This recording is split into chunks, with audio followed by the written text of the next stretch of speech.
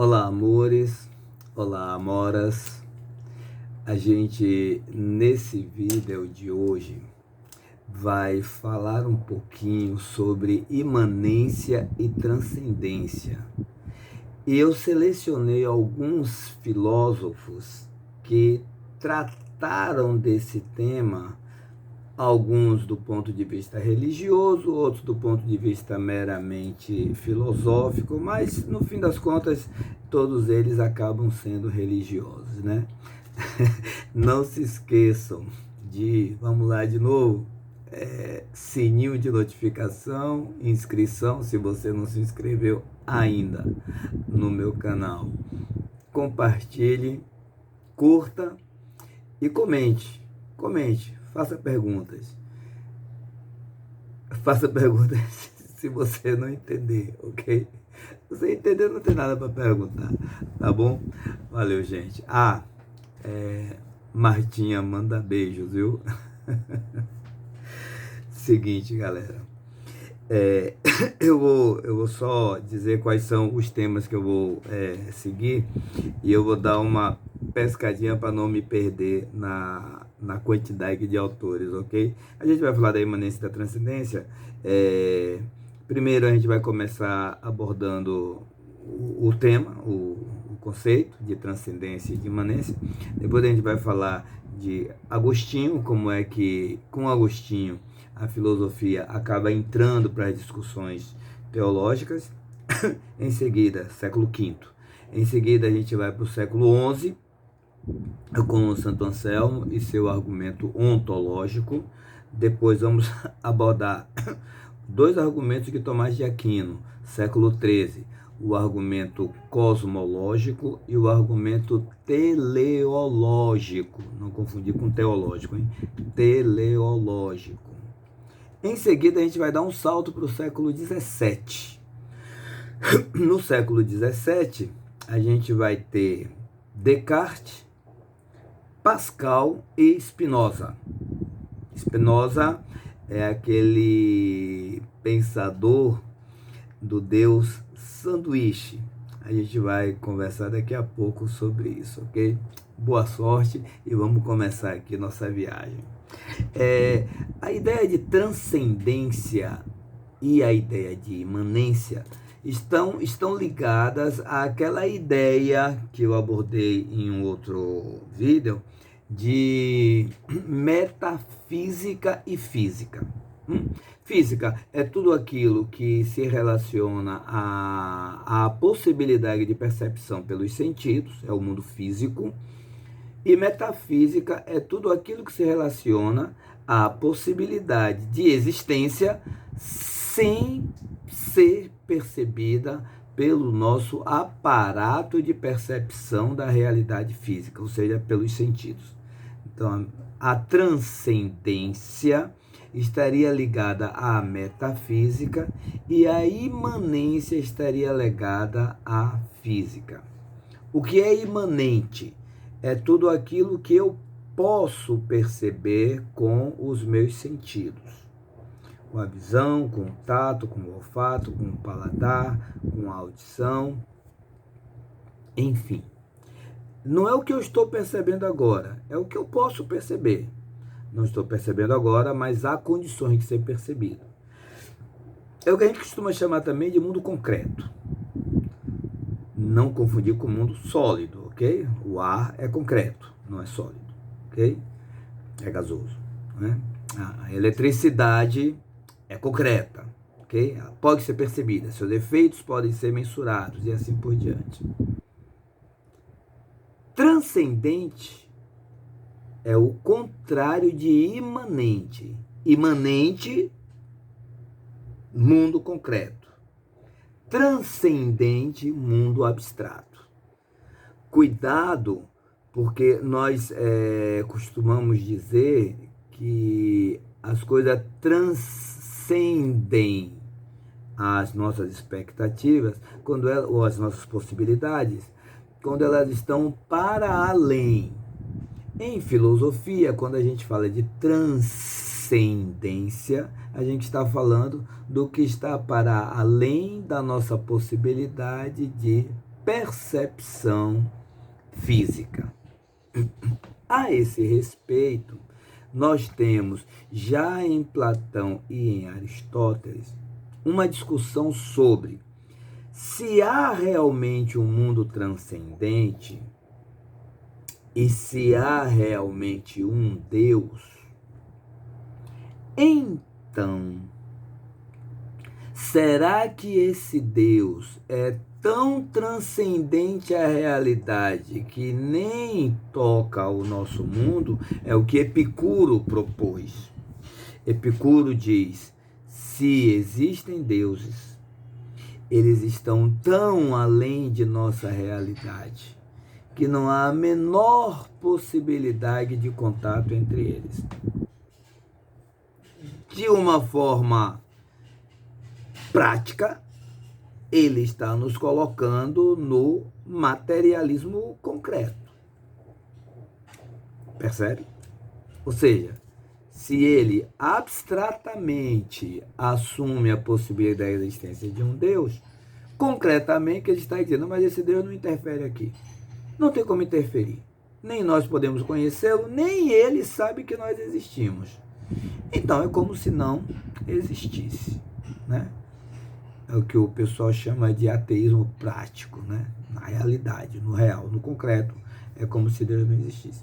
Mas Platão e Aristóteles, veja só, Platão, ao falar desse demiurgo que contempla a perfeição do mundo das ideias, e que é por causa dessa perfeição que ele contempla que ele, de certa forma, molda tudo que existe aqui. Então já está estabelecendo um vínculo entre esse mundo concreto e o mundo das ideias. Não é à toa que Platão vai dizer que a nossa alma veio do mundo das ideias. Então Platão assume uma possibilidade entre o transcendente e o imanente.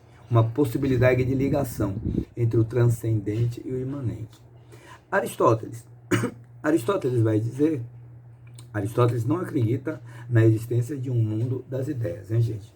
Aristóteles vai dizer que existe um primeiro princípio causador de todos os movimentos.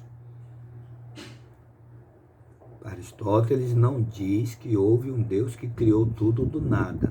Os gregos não tinham essa ideia da criação a partir do nada. Essa é uma ideia que vem lá do judaísmo. Mas ele vai dizer que existe um primeiro motor imóvel que, por sua própria existência, faz tudo o mais se mover e ser. É mais ou menos como uma pessoa muito atraente que chega numa festa e apenas se senta, está lá, não está provocando ninguém, não está paquerando com ninguém, não está querendo chamar a atenção de ninguém, mas ela é atraente, atraente, ela atrai. E então todos os olhos, todas as atenções estão voltadas para ela. Veja só, não é ela que está fazendo, mas é por causa dela que tudo está acontecendo. O primeiro motor imóvel seria assim, na concepção aristotélica. É imóvel, mas por ser o primeiro motor, move tudo mais. De novo, nós estamos vendo o transcendente, porque o primeiro motor de Aristóteles é transcendente. É pura forma, como ele diz. Pura forma, pura essência, puro ato. Não há nenhuma materialidade nele. Mas é por causa dele que tudo mais se move. Então você vê dois filósofos pagãos, não religiosos, que estão acreditando que há sim uma vinculação entre a transcendência e a imanência. No nosso mundo ocidental, a gente vai encontrar no século V depois de Cristo, um pensador Agostinho que vai dizer assim: olha, eu sempre acreditei que o mundo era uma dualidade, o bem e o mal. Ele abraçou um pouco as ideias maniqueístas, há duas forças, a força do bem e a força do mal. Depois ele teve contato com as obras de Platão, e a partir desse contato com as obras de Platão, ele pôde vislumbrar uma compreensão nova do cristianismo. Ele foi ler os evangelhos e ele disse: espera aí, isso aqui tem tudo a ver com o que Platão diz. E na verdade ele não leu Platão, ele leu Plotino, que foi um escritor romano que baseou toda a sua filosofia na obra de Platão. É chamado de neoplatônico. E Agostinho vai dizer: eu posso sim fazer uma síntese do pensamento pagão platônico com o pensamento cristão. E nesse momento, Agostinho inicia uma maneira de discutir teologia a partir da filosofia. Por isso a gente diz que durante toda a Idade Média, a filosofia vai ser escrava da teologia. Porque os pensadores cristãos, católicos, vão se aproveitar dos conteúdos da filosofia para fundamentar a fé cristã. Agostinho tem uma frase que vai permear toda essa discussão: é preciso crer para entender. Então ele une a crença, que é teológica, com o entendimento, que é filosófico, com a razão filosófica. Para dizer o quê? Que a fé não é um absurdo, não é irracional. Que a fé é racional, mas a razão não dá conta de todo o conteúdo da fé. É preciso crer para entender. É nesse rastro que Santo Anselmo, no século XIII depois de Cristo, vai fazer uma proposta de explicação da existência de Deus, tentando provar racionalmente que sim, Deus existe. E a prova dele ficou conhecida como argumento ontológico. Eu vou tentar resumir aqui a ideia. Para Santo Anselmo, existir é uma perfeição. Todo ser, uma minhoca, uma tartaruga, um rato, um bagre, todo ser possui algumas perfeições, não todas. Uma delas é a existência. A primeira delas é a existência. É uma perfeição que está presente em todos os seres que existem. Mas Deus, que é uma ideia que nós temos, é um ser perfeito, ou seja, que tem todas as perfeições. Ora, se Deus tem todas as perfeições, então Deus existe. Porque a existência é uma delas. Alguém pode objetar, dizendo assim: mas eu também penso em super-homem e super-homem não existe. Anselmo diria: mas super-homem, primeiro, não é Deus. Segundo, não tem todas as perfeições. Para ter todas as perfeições, tem que ser Deus. Porque o que é Deus?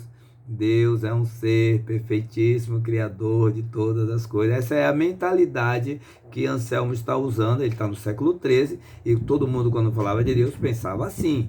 Até os ateus. Quando o ateu dizia não acredito em Deus, o ateu estava dizendo: eu não acredito que exista um ser perfeito.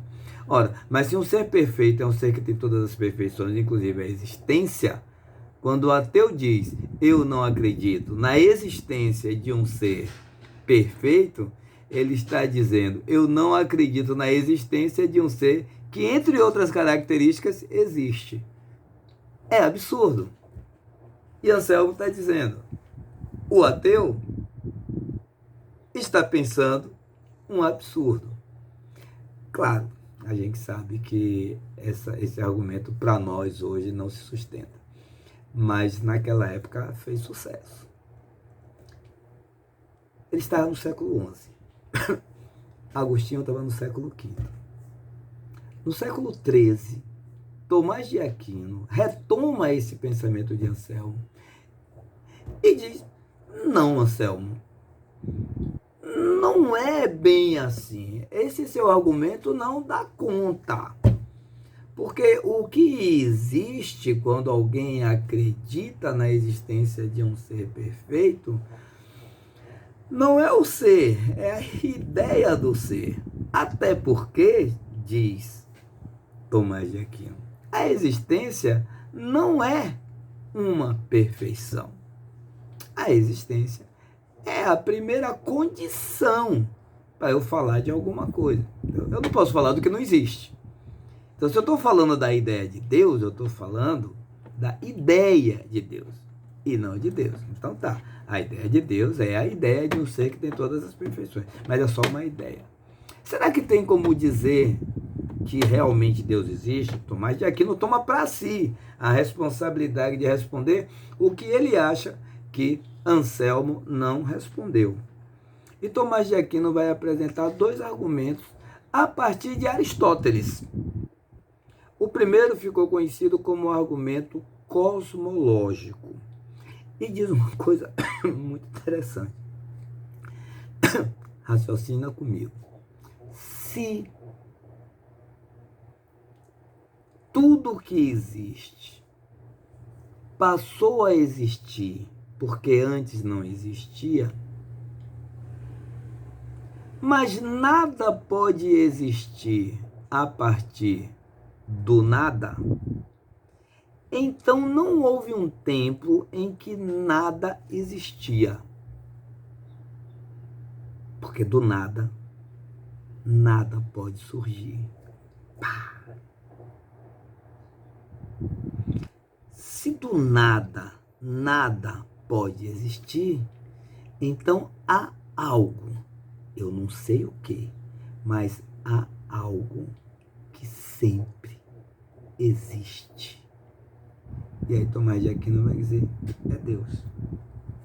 Aristóteles chamava isso de causa primeira. Tomás de Aquino vai dizer, a causa primeira de Aristóteles é Deus. Tudo existe porque Deus existe. Argumento cosmológico. Ele criou um segundo argumento. Na verdade são 5, eu só vou tratar desses dois. Ele criou um segundo argumento, que ficou conhecido como argumento teleológico. Cuidado, não é teológico, hein? É teleológico. O argumento teleológico diz o seguinte: quando eu vejo qualquer coisa na natureza, eu sei, gente, não estamos no século XX, hein? Estamos no século XIII. Essa ideia de evolução darwiniana ainda não existia. Quando eu conheço qualquer coisa, eu sei que aquilo tem uma finalidade. Tudo que existe tem uma finalidade. Esse princípio veio de Aristóteles. Ele chamava isso de causa final. Tudo que existe tem uma finalidade. E Tomás de Aquino pega essa ideia. A filosofia sendo escrava da teologia. Aquele jogo que começou lá com Santo Agostinho. Se tudo que existe tem uma finalidade, a finalidade é sempre racional. Então, alguém pensou o que existe. Se tudo que existe tem uma finalidade, então tudo que existe foi pensado por um ser inteligente. Esse ser inteligente é Deus. E aí, Tomás de Aquino, com um argumento teleológico. Por que teleológico? Telos, em grego, significa para adiante, né? Televisão, telefone, telemarketing. Então, a teleologia é a finalidade. Para que é que serve? Então, Tomás de Aquino, com o argumento teleológico e com o argumento cosmológico, tenta provar a existência de Deus. Eu acho esses dois argumentos bem bárbaros, bem bárbaros. Depois de Tomás de Aquino, no século XVII, e aí eu vou falar de três, vou falar de Descartes de Pascal e de Spinoza. Vai ser rapidinho.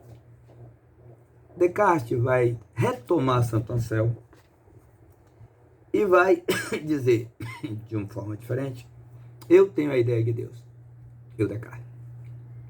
Mas Deus é um ser, o Deus de quem eu tenho a ideia é muito, mas muito maior do que eu. E aí ele pega um princípio da filosofia que diz assim, o menor não pode gerar o maior. Como é que a minha mente pode gerar Deus? Então, se eu tenho a ideia de Deus perfeitíssimo e eu sou imperfeito, essa ideia só pode ter vindo de fora. E só pode ter vindo a partir de um ser que é perfeitíssimo. E assim, Descartes fecha a questão. Algumas pessoas maliciosas dizem que Descartes colocou esse argumento porque ele estava com medo. Galileu já tinha sido ameaçado de fogueira, Giordano Bruno já tinha sido queimado, e Descartes estava escrevendo umas coisas meio perigosas, né? No discurso sobre o método, nas meditações, quando ele diz que é preciso duvidar de tudo que a tradição trouxe. Então, dizem as más línguas que ele, com medo, criou esse argumento, botou lá em seu texto para caso fosse investigado, ele poder... Não, aqui, ó, eu acredito em Deus, pelo amor de Deus, pelo amor de Deus, tá aqui. Vamos parar com essa brincadeira. Depois de Descartes, a gente tem Pascal. Os três são do século XVII, viu, gente? Descartes, Pascal e Spinoza. Pascal vai fazer uma consideração muito simpática. Pascal acredita que o homem é esse ser, né, que está entre as bestas e os anjos, né? Pascal é católico e Pascal vai dizer que nós podemos fazer uma aposta. Pascal também é matemático, né? E ele propõe uma aposta. Façamos uma aposta. Deus ou existe ou não existe. Pronto. Se ele não existir e eu estiver certo, quando eu morrer, ele não existe, não vai me acontecer nada. Então eu posso dizer, Deus não existe. Se ele existir e eu acreditar que ele existe, quando eu morrer, lá estará Deus, que existe, e eu acreditei, dizendo, rapaz, muito bem, você acreditou na coisa certa. Massa! Se eu acreditar que Deus existe e ele não existir, também não vai me acontecer nada. Quando eu morrer, Deus não existe, não vai ter uma vida após a morte. Eu passei minha vida toda acreditando em Deus, tive uma vida boa, porque tive uma vida de fé, mas no fim eu estava errado, mas também eu nem vou saber que estava errado. Mas, se eu acreditar que Deus não existe e estiver errado, quando eu morrer, eu vou ter que dar conta. Então veja, eu posso acreditar que Deus existe. Se eu tiver certo ou se eu tiver errado, tudo bem. Eu posso acreditar que Deus não existe. Se eu tiver certo, tudo bem.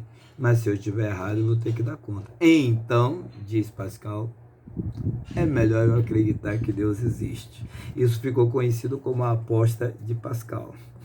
Não deixa de ser uma coisa meio pragmática, né? Mas é claro que ele já acreditava que Deus existe quando ele fez essa proposta do jogo, né? Da aposta, ficou conhecida como a aposta de Pascal. E por último, vamos falar de Spinoza. Spinoza é um holandês de família judaica que acredita em Deus. Mas Deus para ele é como, vou fazer aqui a analogia do sanduíche. Imagine um sanduíche de um hambúrguer. A salada faz parte do hambúrguer, mas salada não é hambúrguer. A carne faz parte do hambúrguer, mas carne não é hambúrguer. O pão faz parte do hambúrguer, mas pão não é hambúrguer. Os molhos fazem parte do hambúrguer, mas os molhos não são hambúrguer. No entanto, quando está tudo junto, tudo é hambúrguer. Então, o que é o hambúrguer? O hambúrguer é tudo. Se o hambúrguer é tudo, então no hambúrguer, cada coisa que eu citei é hambúrguer. Você não vai ter o hambúrguer separado de cada coisa, e você só tem o hambúrguer em todas as coisas juntas. Então, Spinoza vai dizer, Deus é isso, Deus é a própria natureza.